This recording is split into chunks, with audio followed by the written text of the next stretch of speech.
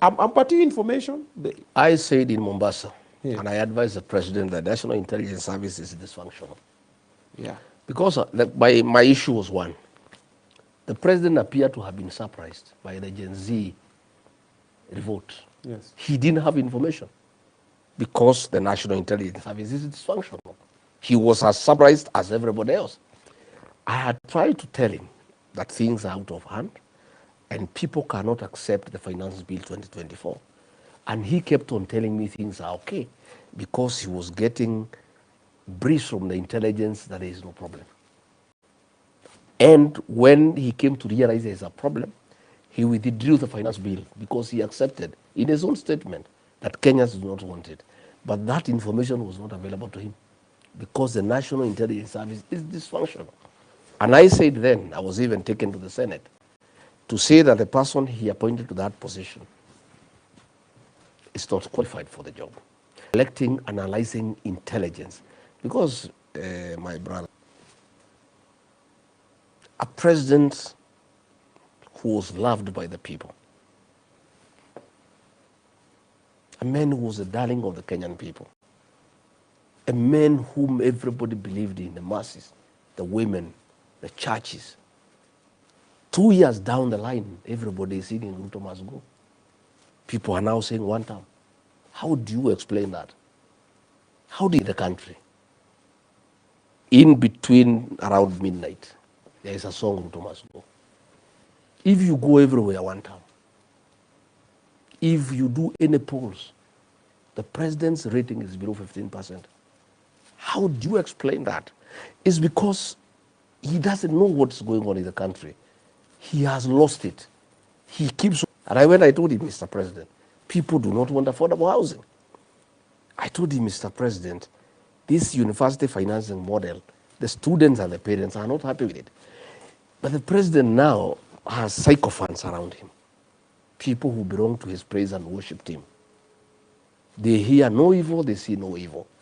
But even if you have sycophants around you, the of giving professional advice, Truth the way it is, on what is happening, yeah, ground by listening to the ground. Yeah.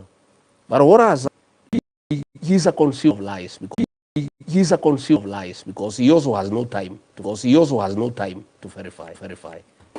Again, like Nurdin Haji, he's also a businessman. Okay. He's too busy doing biashara, doing deals with Adani, with Adil, with Jayesh, with the Deaf Kid. The president is busy making deals and making money. He has no time to verify intelligence and to find out what is happening in the country. So he is a consumer of what Haji gives him. And he likes it that way because it's easier. He gets a report, he reads and says it's okay. But you can see, you know, how embarrassing it is. When abductions started, and we told him the abductions, he asked Haji, he said there are no abductions. The president went on TV and said there are no abductions. When everybody knew abductions are taking place, and there were videos showing people being abducted, he was told by Nurdin there are no abductions. He said, fine. He went on another day, he said, we will stop the abductions. So people asked, if you will stop them, who will you stop? It means you know they were going on. The other day, there was a president of a certain country that came, I think last week.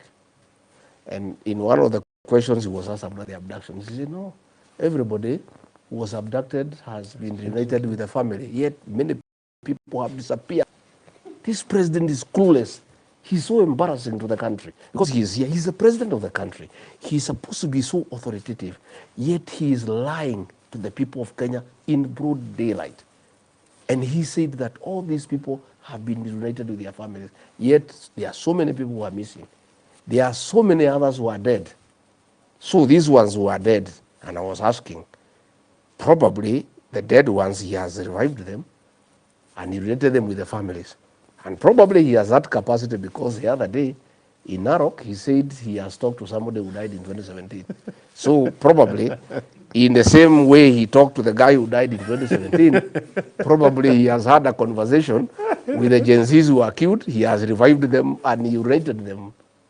You know, we are very embarrassed as a country. But you've said that actually what you are saying indirectly is Ruto si mubaya, ni watu wanamusaraud. Navana. Because you said is the intelligence is being given, No. so it is not He him. is also not good because I was there telling him the truth. Or so you are giving him I told him the mambo truth, ya and ground. because he doesn't want the truth, he got rid of me.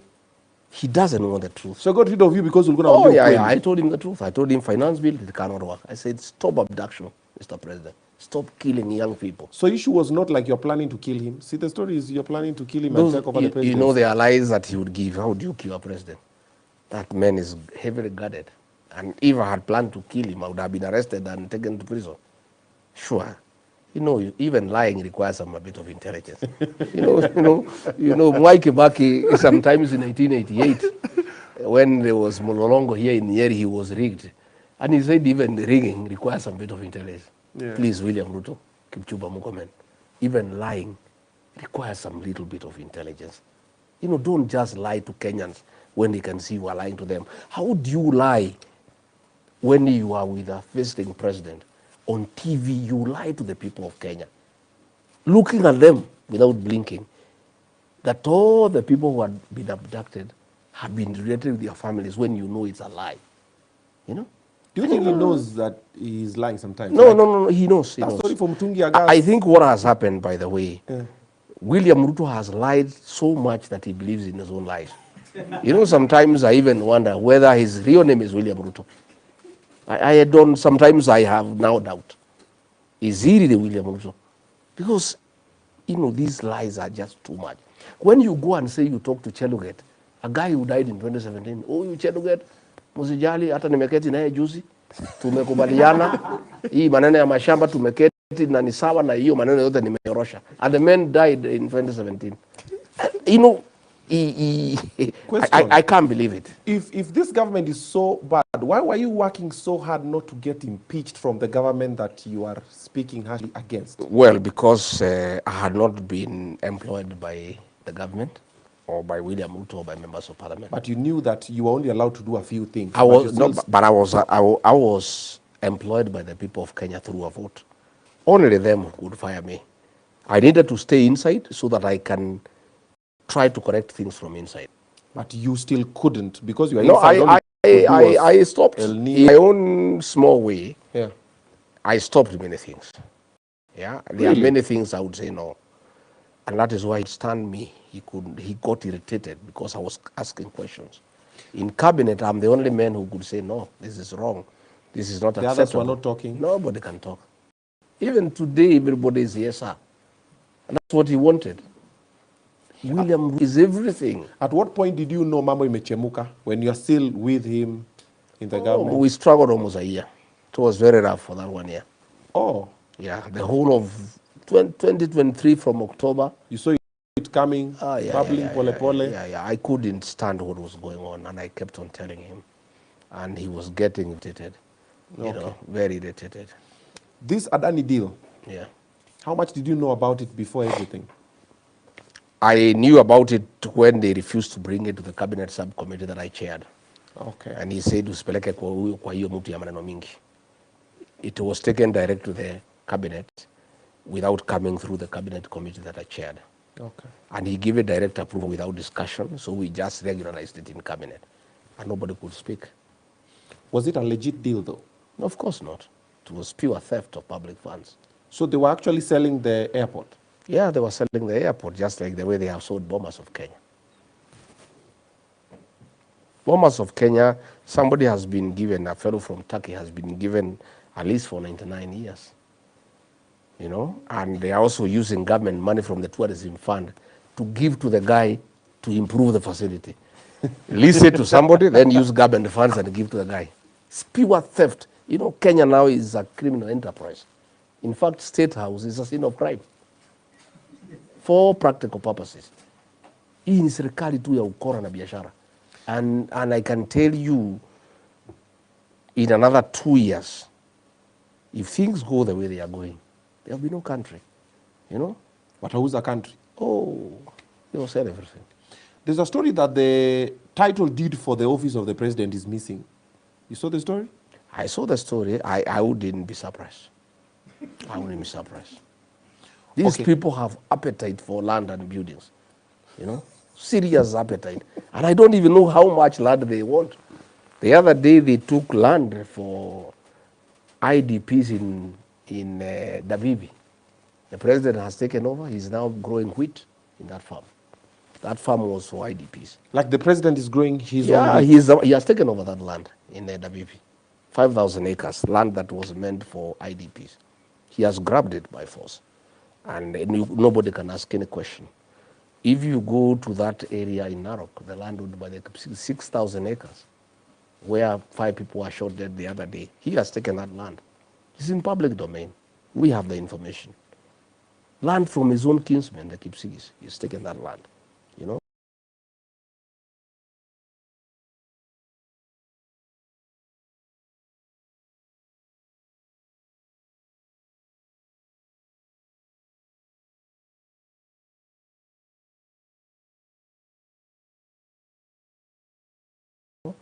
But my question is, here I'm only 3 acres. It's even too much, the land that I have here. What does he want to do with all this land?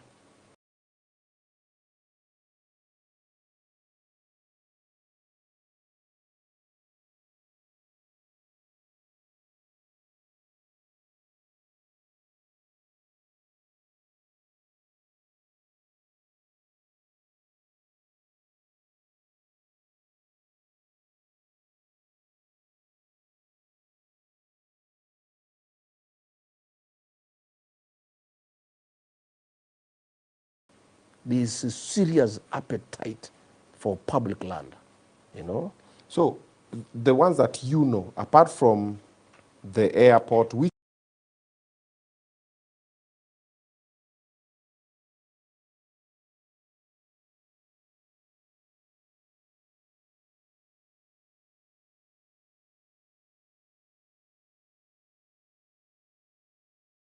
other facility has been taken without, apart from Bomas, that is, which other one has been taken chini ya maji na Wakenya wajui? You know, we don't want to give all these things at the same time.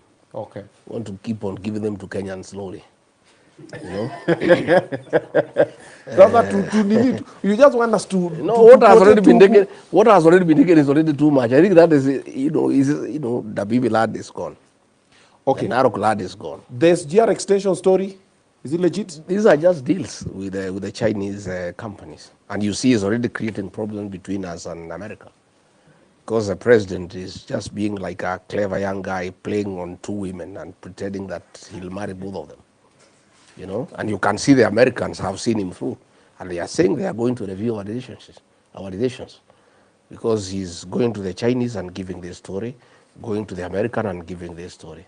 You know, this is what we all used to do when we were young. You have some 2 girls, you keep on cheating them. I'll marry you, I'll marry you, I'll marry you. Then one day they meet both of them. Then you are in trouble. You know? There's an airport that is supposed to be put in Narok. There was an airport that was supposed to be put on the border of Narok and Kisii. Okay. The president has relocated that airport to his land in Kilgoris, yeah, for his own use. There's another one he has proposed near Narok town, which he has said it will be done within 6 months. We'll wait and see. We are around. What's up with the 6-month term limit? He loves 6 months. He loves 6 months. Okay. Is there anything good about our president that you can say? I don't know. I'm very disappointed, like all Kenyans. I really believed in this man. I really believed in him and what he was telling me and telling the people of Kenya. Okay. Mama Mboga, Boda Boda, the church. He had great ideas. Bottom-up economic transformation. I'll put money in your pocket. Good things. And because me, I'm a people person, he said many good things that if they were done, this will be a good country. Okay. They were all lies. He did not intend to do any of them. Which one has he accomplished that you're like, this one is tick, mpaka Njoro? The theft of the baby rat, that is accomplished. Huh? Yeah. I'm talking. I think the only thing he has succeeded is the impeachment of Rigathi Gachagua, done in record 2 weeks. I mean, it's incredible. Yeah. There's nothing. There is nothing you can tell the people. I've looked around, anything tangible, not one. Okay. Not one. And about the prayers, were they legit? Mulikuwa munaomba sana. Wewe ulikuwa hapo ndani? Mimi nilikuwa nafunga macho, I don't know. I'm not sure. I'm not sure. I'm no longer sure. I'm not sure anymore. Yeah? I'm not sure. Thanksgiving a whole year. I am not sure. Tour around the country of Thanksgiving.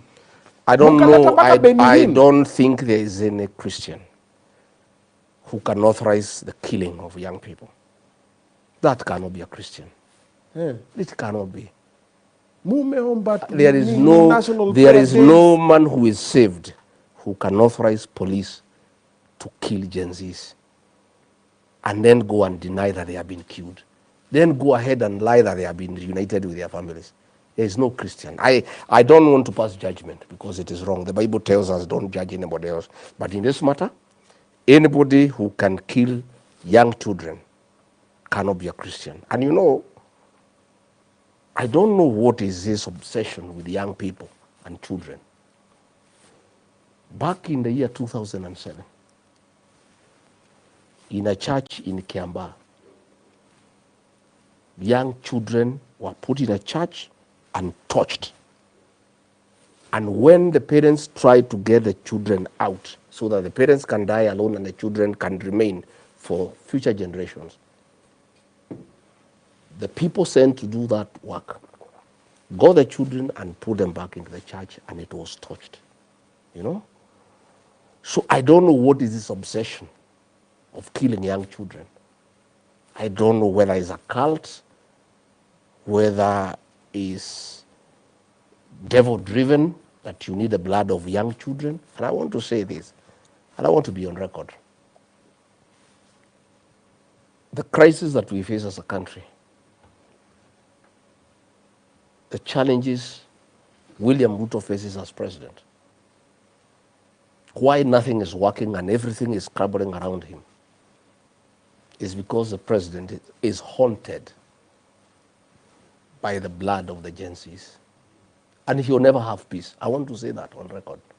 President William Ruto will never know peace because of the blood of the Gen Z children that he authorized to be shed. Or he's the one that authorized? Oh yes, he's the president. He's the one who authorized Japheth Kome. He's the one who authorized the abductions through Nurdin Haji.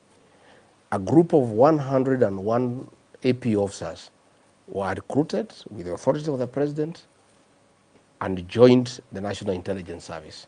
And that is a group that has been doing the abductions. And that is why when Justin Muturi, as Attorney General, his child was abducted, and everybody was taking him into circles. He called Kidiki, he was taking him in circles. He called Nuruddin, he was taking him in circles. He called DCI Amin, he was taking him in circles. He called Kome, they were taking him in circles. He came to me and he explained to me, I'm the Attorney General of the Republic of Kenya. My son has been abducted. Ordinarily, when your child is missing and is in the hands of the police, you move to the High Court and file a process called habeas corpus. Habeas corpus is an application compelling the Attorney General to produce the person, dead or alive, in court. So Justin Muturi asked me, if I file a habeas corpus against the Attorney General, and I'm the Attorney General, and it is my child who is missing, how do I produce that child as Attorney General? And this, when I listened, I told him, go and face the president. He went and faced the president and said, I want my child. President made one call to Nuruddin Haji, who confirmed we have the child, and he was released. So it is Nuruddin Haji and the National Intelligence Service who have been abducting young people with the full knowledge and approval of President William Ruto. And that is why the president in one rally said, when he was challenged by Raila, we are going to stop this abduction, because he is the one who has authorized them. That is why he can go and say, we have reunited these people. How do you reunite the abductees with the parents unless you know who was abducting them? The president has incriminated himself on evidence now. And these are things that we can actually take him to the ICC, because he has said that these people who are abducted now have been reunited with their families, which means he has been briefed by somebody. Whoever briefed him must be the one behind the abductions. So the president knows who was doing the abductions because somebody briefed him that the children who had been abducted have now been reunited with their families. So that person who briefed him knows who was abducting the children. And hence, the president knows who was doing the abductions. So he owes the people of Kenya an explanation. Where? He owes the people of Kenya an explanation. Davido, cheza na disclaimer. Cheza na Where is hot in here? Wow. Who authorized the abduction of the goats in Northlands? Ule mambuzi zilibebwa na miti Let me zikakatwa. tell you, Obina, many things have been said. And it's important that we put it on record. Okay. That any issue to do with a retired president, yeah, Okay.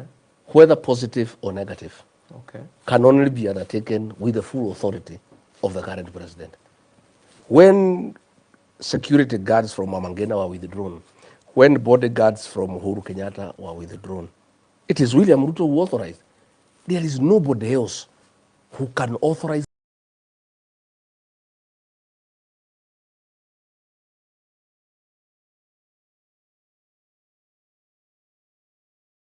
anything of a retired president outside the president himself. It was said it was you. Or How? From which authority? Rigathi sent his people. Which abduct I'm asking, Kondoza. I am asking with which authority? I was just a principal assistant to the president. I had no authority over a president. That is his peer. They are the same level. So any mistreatment done to Uhuru Kenyatta, his property in Northlands, anything done, whether positive or negative, I want to put it here today on record.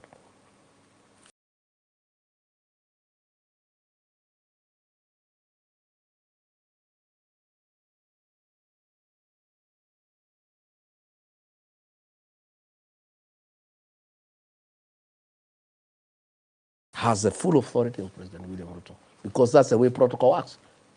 There is nobody who can say as deputy president or as minister, atienda kwa Uhuru utoe askari. Utakuwa wewe ni nani?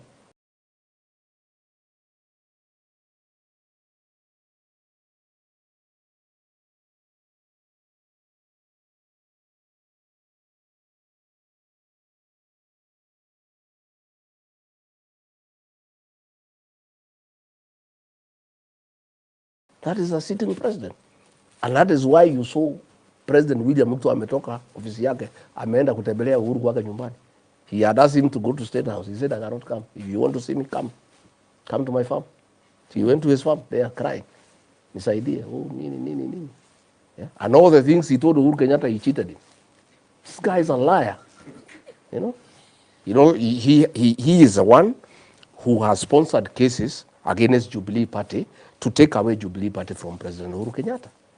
Those cases, all of them, and I'm in the knowledge, have been sponsored by William Ruto to take away Jubilee from President Uhuru Kenyatta. So when he went to see President Uhuru Kenyatta in Ishaweri, he promised Uhuru Kenyatta that he would stop interfering with the Jubilee. He is still interfering, you know. When he went there, he promised him that all his dues for his workers, for his guards will be paid. They have not been paid up to date, you know. And Uhuru Kenyatta, I believe, must have known their all lies because he used to be with this man, you know. And he cheated him, and he went all the way. Na akampaka Uhuru Kenyatta matope, akatukanwa sana na majenzi na kila mtu, you know. I don't even know why Uhuru agreed to see him. I don't understand why he agreed to see him. When Uhuru's child was being frustrated, the guns taken, Nini Uhuru came and with a couple of people spoke. You are not in the part of the team that was frustrating. I had no authority. One, as deputy president,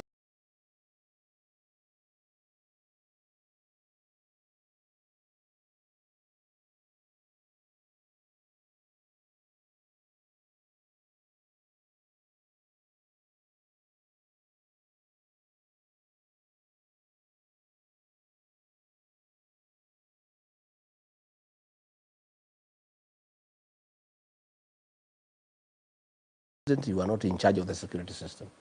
Okay. That one is under the hands of the president, and he told me from day one, keep off security matters, keep off the military, and I kept off because I am also knowledgeable and I understand government. I have told you, and I want to repeat so that we close this debate. Okay. Nothing positive or negative can be done for or against a retired. Okay. So if there is anything done negative against President Uhuru Kenyatta's retirement, President William Ruto knows about it. And nobody else can do anything about it. And that is the truth. Okay. 2027, President William Ruto said they will win early in the morning. And 2022, did you guys win? Ama mulifanyia baba ile kitu? No, we won. That was fair and square. Let me tell you, my brother. Yeah. Forget about the system. Forget about the deep state. Forget about IBC. Nobody can steal a presidential election. The 2013 Supreme Court ruling was very clear that polling station results are final. The election is done, concluded at the polling station. And when changes were done to our electoral laws, that necessitated that polling and counting is done at the polling station. No rigging, and there cannot be. I've heard President William Ruto say that he'll win in 2027. Yes. Listening to the ground, the only way he can win is if he is able to change the constitution through a referendum and remove the voting power from the people of Kenya to advisors. And since he has so many advisors, he would win in the morning. That's the only way he can win. Okay. And he knows. He knows. IBC has been reconstituted. Josphat Nanok, the Deputy Chief of Staff, is reportedly close to the IBC chair. Is this going to compromise the 2027 election? He is not close to the IBC chair. Yeah. He was his employee. He was an attorney at the county of Turkana, where Nanok was governor. So ni mtu yake. Na ndio amemletea William Ruto akuwe chairman. So basically, IBC will be run from State House. But nothing much will change. I want to tell you. It doesn't matter. Even if William Ruto appointed Farouk Kibet as chairman of IBC. Yeah? Or Oscar Sudi as chairman of IBC. He'll still lose. The vote against William Ruto, the margin will be so huge, I can tell you.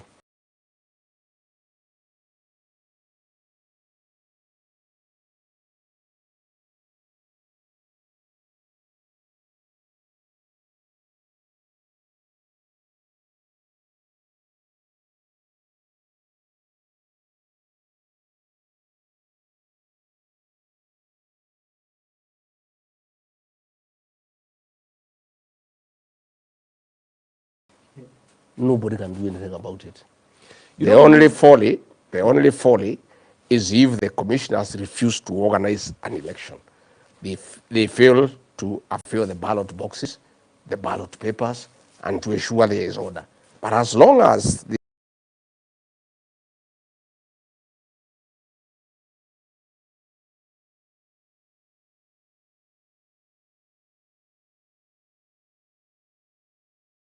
make sure the polling stations are open on time, there are ballot papers, and the counting is done at the polling station.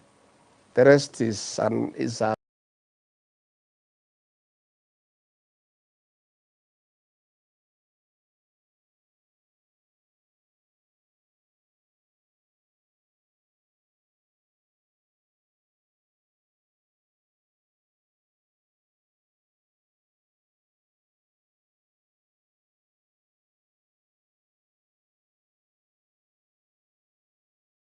mathematical exercise of adding, tallying. So you believe the IBC is going to conduct a fair election? I'm not sure what they'll do, but I'm saying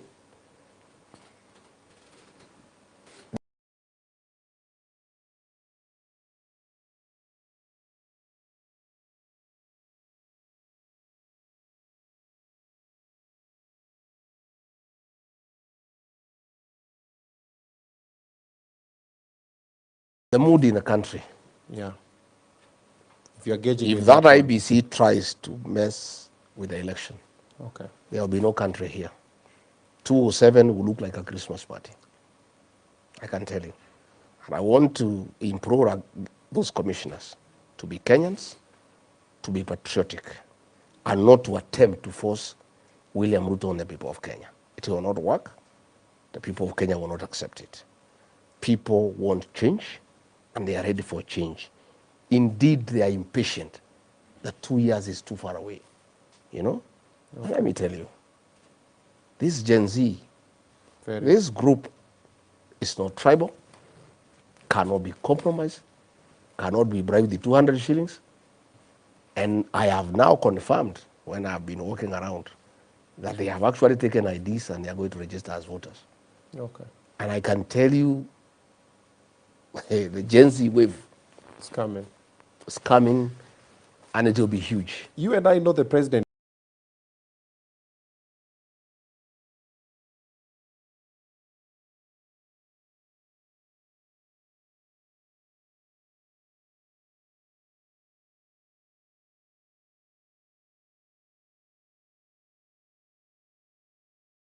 is very sharp. You don't get to become president if you're not that sharp. Do you believe he has not seen this coming in 2027 and he does not have plans?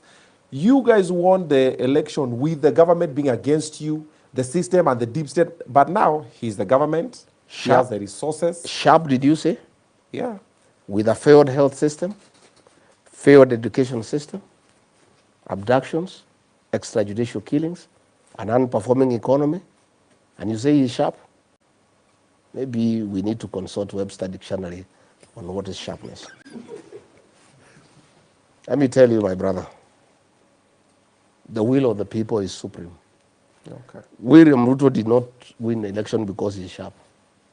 He won because at that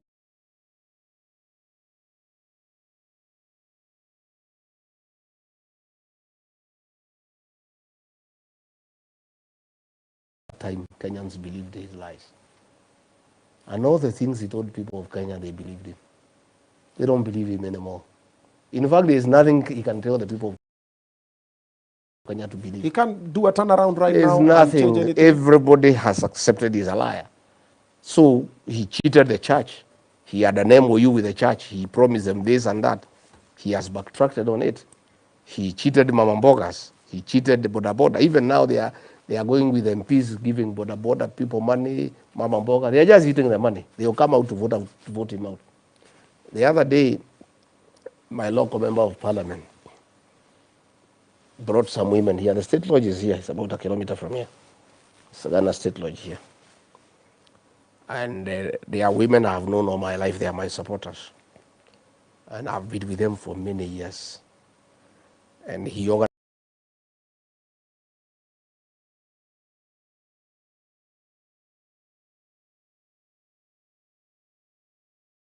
to take them to State Lodge, and they called me, oh, we have been told by the MP to go to State Lodge. And do we go? I said, yeah, you go. There's a lot of money that was brought there with Gunias. So please go and take, and if you are given more, I'm jobless. When I come home, you can give me something. So the women went there. They were 1,000. They were given each 8,000 shillings. And another 2 million for their cheerleader who had died to support in funeral. And they left. So the local MP was very happy. So during the funeral, he ferried those women to the funeral so that they can come and cheer him. So those women were there. He looked at them and he saw the other ones he took to the president to collect money. So he started yapping. He did not go beyond the 2,000 by William Ruto. A decision has been made in this area, this Mount Kenya region, based on a proverb that is very popular here, that huwezi kukubalia ndovu izikwe na pembe. Lazima uzitoe uizike bila pembe, kwa sababu ni ujinga kuzika pembe na iko na dhamana. You understand? People have decided to take William Ruto's money before he goes home. And it doesn't matter how much money he brings here. He can bring money in cartons, he can bring in sacks, he can bring in billions. He can't buy you back. Forget about me. You, if he comes back and I'm tells just you I'm telling sorry. you, No, forget about me. Forget about me. What if he apologizes? Think about it. I'm saying, forget about me. Yeah. These rural women, Okay. these rural boys, will take his money and that is it. As for me, my brother, I'm home. I'm not paying rent to anybody. I live here. What if Why he would comes I back sell and my soul? apologizes? Why would I sell my soul? Yeah. Why would I sell my conscience for money? To do what with that money? Even if he apologized to me, it's meaningless. Me, I'll forgive him because I'm a Christian. But what about the people of Kenya? What about the payslip holders whose payslips he has raided? Will he apologize to them? What about the parents and relatives of what apology can he give? Even today, you know, he has never apologized. I would have expected when he was lying that the families have been brought back together. He would even have the moral conscience to offer an apology to the Gen Zs and to their parents and students whose schools have collapsed because of non-funding. How do you apologize to the day and rubbed everybody the wrong way? So me, I don't have a problem. He can apologize to me. I'm very forgiving. But he has a job to do. And even if he apologizes, I don't think the people of Kenya would ever trust him again. He has lost their trust. The remaining period of time, do you think is enough for a turnaround? Like, let's say, for example, today he gets up and says, I want to now do right. Do you think it's enough? Where would he start? Would he be willing to stop doing business with Adil and Jayesh and Defki? I don't think so.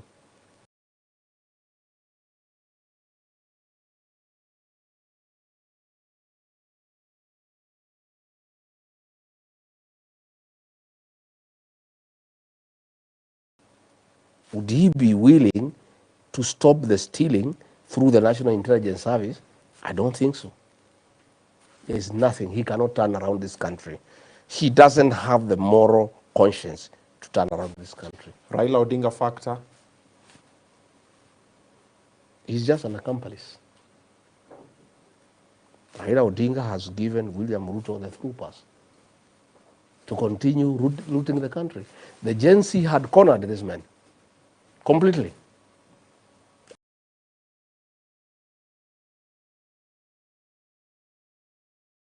And Raila Odinga is the one who revived him. Had he allowed the Gen Z to deal with that matter, we would not be where we are today. So he is the one who saved him. Okay. And since the Raila came, he donated 4 experts.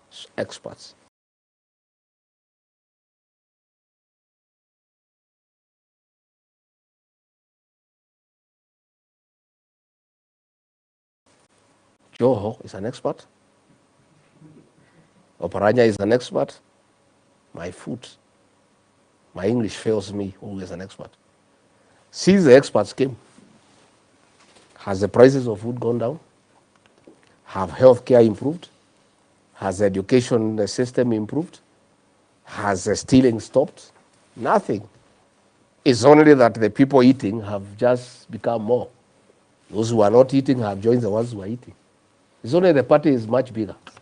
There is no change, nothing. And nothing will change, my brother. And you can ask me, come back here after some time. And if anything changes in 1 year, come with a pickup. I'll give you 3 havers from my family. Yeah. Okay. The day things change and they are working, don't even look for an appointment. Just find out through social media.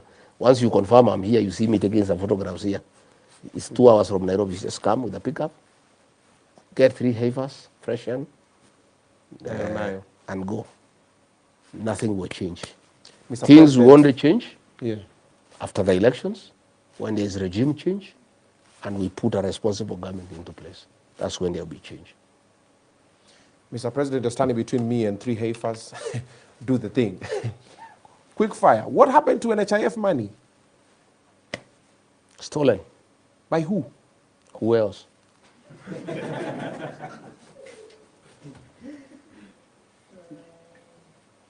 Do you believe the healthcare transition is beneficial to Kenyans? You know now tuko na SHA. Is it working? Have you heard anywhere it's working? Inakwanga na mambo yake. It's not working. And it can't work because it's theft. You see what happened? We had promised in our campaign that we will revamp and reform the NHIF. And the NHIF officials came up with a scheme requiring 800 million to create a new system to put things in order. Instead of providing 800 million, we decided to leave NHIF and bring SHA and create a system costing 104 billion. That is the crux of the matter. Half of that money is going to people in government. It's pure theft of public funds. This whole SHA nonsense is a very reluctantly. He never cancelled SHA. That's where the loot is. And those are the things I said no. Those are the things that made me to be kicked out. I said, Rigathi Gachagua, to be a crime, to be a partner in crime, to steal more than 50 billion shillings belonging to the people of Kenya, I cannot partake. How much money is enough? I don't know. You should tell me. I don't know. I don't know either. Hustler You know, fund. I have seen Hustler Fund is another. Is it legit? No, it's a sham. You know, my brother, we promised the people that we will create Hustler Fund. We used to have Youth Fund that was working. Yes. Wezo Fund that was working. Women Fund that was working. They were collapsed, and we brought in the Hustler Fund. Hustler Fund, do you know how much money you borrow for business? 500 shillings. What business can you start with 500 shillings in this country? Mayai. Gonga mayai. So how many people can do mayai? And then if everybody did mayai, whom will you say the mayai to? I mean, it's an insult to the people of Kenya. And that's why I said, Mr. President, I'm finding it very difficult to work under you because you cheated the people of Kenya and I helped you to cheat them. When I go home to Karatina and people ask, this Hustler Fund you promised us, what is 500 shillings? The thing is a scam, you know? Where? It cannot work. And we had Wezo Fund, we had Youth Fund, we had Women Fund. When we formed government, we'll scrap the Hustler Fund and reinstate the Women Fund, the Youth Fund, and the Wezo Fund, and even get more money into the funds to enhance financial inclusivity in the country so that people can do business. 3,000 shillings. You know that, God willing, all factors being constant, we are going. I thought you told me William Ruto is very sharp. It was all, the president was not interested in those programs. He just wanted to be president, to become rich. He just wanted to be president, to become rich. So it's about money. And he's rich, filthy rich, filthy rich. In the last 2 years, in my estimation, when I look around. Okay, let's, the housing tax. Remember the story? You are still together. Yeah. Was it legit? I have admitted that's a good thing for creating employment. Even when he insisted good to create employment, I went along with him. Double housing thing, steel, cement, and mabanda. So all the cement, all the mabati, all the steel that is bought for affordable housing, when I withdrew my support, when I realized it's a con. And if you move around, people are asking, the rest of the money. Why do I want to go and I'm an old man to live in the upstairs? The whole thing is being forced on the people of Kenya to create business for the two to sell cement, mabati, and steel. The whole housing levy is about creating sufficient money. And you know that money? Because there is no capacity to absorb it, it's kept in a bank that the president bought when he became president. Huh? Yeah. Wait a minute. Yes. We bought a bank? He bought a bank. That's where the money goes. Like local bank? Yeah, local bank. Which bank? I don't want to say the name. Do your research. I'll tell you off camera, then you can go and do your research. Oh, okay. Yeah. So This is from Equity, from Cooperative Bank, from all other banks have lost money from government to They are not. Elimination game. They are not. So But we are remaining yeah. with all government money now for prostitutes, state corporations, they are kept in Channel that through particular bank at the president board. Oh, wow. Why are our taxes so high, though? To keep the president going. He needs to travel to China. He needs to get money through a niece. People must pay for that money. He's not going to get it from his pocket. Is KRA and ESCC being used as a weapon Yes, against yes. political You enemies? know another thing that I disagreed with the president. We had agreed because the fourth administration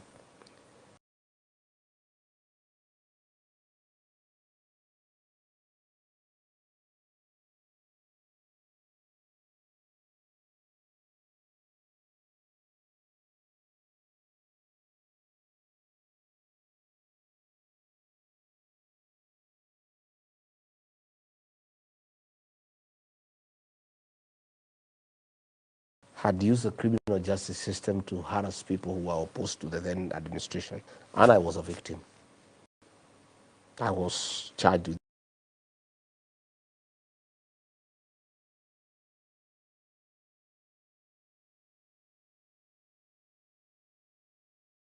the trumped up charges, and KRI asked me because of my political persuasion. And the president did give a ticket. The DCI has been instructed to look around and see whether you can get anything to charge me with. Yeah?